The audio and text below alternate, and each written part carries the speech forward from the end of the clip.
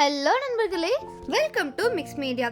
இன்னைக்கு நம்ம பரோட்டாக்கும் ஜிகர்தண்டாக்கும் மல்லிப்பூக்கும் பேர் போன தூங்கா நகரமான மதுரை பற்றி தான் பார்க்க போகிறோம். நாங்கள் இன்னைக்கு மதுரைக்கு விசிட் பண்ணியிருந்தோங்க ரீசெண்டாக.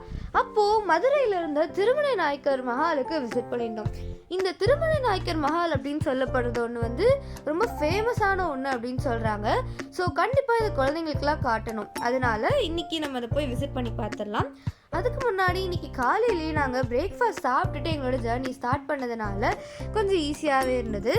அண்ட் இன்னைக்கோட ட்ராவலில் சன்னும் இல்லாமல் ரெயினும் இல்லாமல் மூடியாக இருந்ததுனால அன்றைக்கி டே கொஞ்சம் நல்லா தான் இருந்தது, வேர்க்கலை. ஸோ நம்ம திருமலை நாயக்கர் மஹாலுக்கு கரெக்டாக 11 o'clockலாம் வந்துட்டோங்க. நல்லா பெரிய ஸ்பேஸாக தான் இருந்தது. அண்ட் பயங்கரமாக ஸ்கல்ப்சர்ஸ் எல்லாமே பண்ணியிருக்காங்க. பாருங்கள், அந்த காலத்திலேயே எவ்வளோ அழகாக ஸ்கல்ப்சர்ஸ் எல்லாம் பண்ணியிருக்காங்கன்னு. அதுலேயும் தலை தூக்கி பார்த்தோன்னா அவ்வளோ கலைநயத்தோடு இந்த மெயின்டைன் பண்ணிட்டு வராங்க. அண்ட் ஒரு தூண் உங்களுக்கு கேமராவில் பார்த்தா சின்னதாக தெரியலாம், பட் இந்த ஒரு தூண் பயங்கர பெருசாகவே இருக்குது. அதாவது 4 பேர் சேர்ந்து நின்று இதை பிடிச்சா மட்டும்தான் இந்த தூணை நம்மளால் பிடிக்க முடியும்னா பார்த்துக்கோங்களேன் எவ்வளோ பெருசாக அந்த காலத்துலேயே இந்த தூண் கட்டியிருக்காங்கன்னு.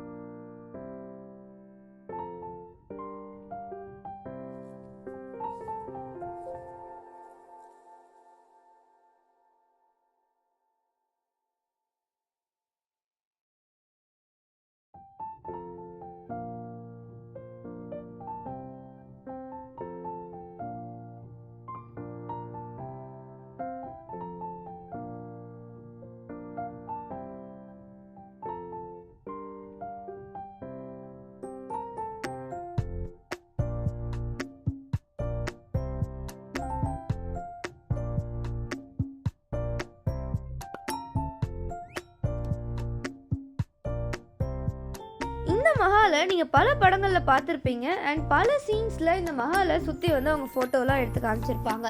அதே மாதிரி தான் இன்றைக்கி நாங்கள் போயிருந்த போதும் நம்மளை மாதிரியே பல யூடியூபர்ஸ் vlog எடுத்துகிட்டு இருந்தாங்க. அண்ட் பல பேர் ஃபோட்டோஷூட்காகவும் இந்த மஹாலுக்கு வராங்க. இந்த மஹாலில் இருக்கிற இந்த தூணோட அடிப்பகுதி மட்டும் நீங்கள் பார்த்தீங்க அப்படின்னா தெரியும், லைட்டாக டார்க் கலரில் இருக்கும். மக்கள் எல்லாருமே கால் வச்சு அதை வந்து சேதப்படுத்திடுறாங்க. அதனால இதை மெயின்டைன் பண்ணுறதே ஒரு கஷ்டமான வேலையாக இருக்குது. பட் இருந்தாலும் இந்த மஹாலை தமிழ்நாடோட ஆர்கியாலஜிக்கல் டிபார்ட்மெண்ட் தான் மெயின்டைன் பண்ணிட்டு வராங்க. அவ்வளோ அழகாக மெயின்டைன் பண்ணிட்டு வராங்க. எங்கேயுமே எந்த டேமேஜுமே இல்லை. நாங்கள் போயிருந்தப்போ தான் ரீசெண்டாக ரெனோவேட் பண்ணியிருக்காங்க போல். அவ்வளோ அழகாக இருந்தது. அண்ட் பெயிண்ட் எல்லாமே நல்லா பாலிஷ்டாக சூப்பராகவே இருந்தது. இங்கே பல பேர் நின்று விதவிதமாக ஃபோட்டோ எடுத்துகிட்டு இருக்காங்க. உங்களுக்கும் ஃபோட்டோ எடுக்கிறதுல இன்ட்ரெஸ்ட் இருந்தது, ஃபோட்டோகிராஃபியில் இன்ட்ரெஸ்ட் இருந்தது அப்படின்னா இந்த பல தூண்களில் நின்று எடுக்கலாம், இல்லை மறைஞ்சு எடுக்கலாம், இல்லை நிறைய ரீல்ஸ் கூட எடுக்கலாம். அவ்வளோ சூப்பராக இருந்தது. ரொம்ப நேரமாக கீழே பார்த்துட்டு இருக்கோமே, தலை தூக்கி பார்க்கலான்னு பார்த்தா அவ்வளோ அழகாக அங்கே ஸ்கல்ப்சர்ஸ் இருக்குது. அண்ட் இங்கே இருக்கிற பெயிண்டிங்காக இருக்கட்டும், இல்லை அவங்க பண்ணியிருக்க ஸ்கல்ப்சர்ஸாக இருக்கட்டும், இல்லை வென்டிலேஷனுக்காக இருக்கிற விண்டோஸாக இருக்கட்டும், எல்லாமே கிளியரான சயின்டிஃபிக் தாட்டோடு தான் பண்ணியிருக்காங்க. பாருங்கள், இங்கே இருக்கிற அந்த விண்டோஸில் எல்லாமே காற்று வர்றதுக்காக ப்ராப்பராக அவங்க சயின்டிஃபிக்காக யோசித்து கட்டியிருக்காங்க. இப்போ இருக்கிற மாதிரியே அவங்க யோசித்து கட்டியிருக்காங்க. அண்ட் இந்த ஒரு தூண் மேலே இருக்க ஸ்பேஸ் பார்த்தாலே தெரியும் அவ்வளோ அழகாக அவங்க செதுக்கியிருக்காங்க, பெயிண்ட் பண்ணியிருக்காங்க. அண்ட் இதெல்லாம் பார்த்தா அந்த காலத்திலேயே அவ்வளோ மிஷின்ஸ் இருந்திருக்கா அப்படின்ற யோசிக்க வைக்கிற ஒரு சிந்தனையை இந்த பெயிண்டிங்ஸ் அண்ட் ஸ்கல்ப்சர்ஸ் நமக்கு க்ரியேட் பண்ணுது. அண்ட் இந்த மஹாலை பற்றி அவ்வளோ கிளியரான இன்ஃபர்மேஷன்ஸை அங்கங்கே போர்டில் அவங்களே அங்கே வச்சுருக்காங்க. பாருங்கள், இதுதான் நான் சொன்ன அந்த பிளேசஸ். அண்ட் அங்கே மேலே காமிச்ச அந்த விண்டோஸ் எல்லாமே அந்த புறத்துலேருந்து மகாராணிகள் பார்க்குறதுக்காகவே கட்டியிருக்காங்க.